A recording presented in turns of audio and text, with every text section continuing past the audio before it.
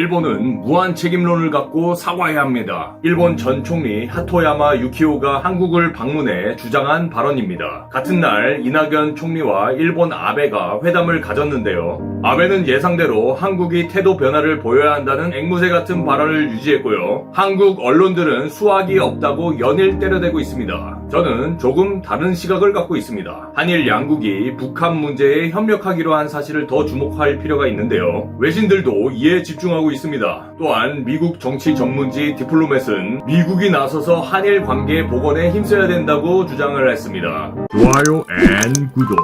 일본 전 총리가 일본의 수출 규제 문제에 대한 해법을 제시했습니다. 한일 갈등 해결에 물꼬를 틀 수 있는 계기가 될 수 있을지 주목됩니다. 하토야마 전 총리는 일본의 화이트리스트 한국 제외는 징용공 판결에 대한 보복이라고 규정하고 일본은 국제인권 규약을 중시하면서 조금 더 냉정해져야 한다는 견해를 밝혔습니다. 그러면서 일본 정부는 한국에 대한 수출 규제를 철회해야 한다고 강조했습니다. 그는 우선 민간 교류를 통해 평화롭게 풀어야 하고 동북아 평화를 위해 대승적인 관점에서 양국 간의 소통과 교류가 이루어져야 한다고 덧붙였습니다. 특히 일본군 위안부 문제 해결을 위한 일본의 노력을 강조했습니다. 그는 상대가 더는 사과할 필요가 없다고 말할 때까지 계속 죄송한 마음으로 무한 책임론을 가져야 한다면서 아베 정부의 역사 인식을 비판했습니다. 이어 한국과 일본, 중국이 서로 협력 여부에 따라 전 세계 평화에 영향을 준다면서 일본은 남북미가 평화조약을 맺을 수 있도록 협력해야 한다고 했습니다. 한편 디플로맷은 워싱턴을 위해서는 두 동북아 동맹국들의 협력이 중요하다고 강조했습니다. 남북 평화는 결국 한일 관계를 악화시키며 남북의 격차를 해소하고 공유 정체성을 구축하려 할 때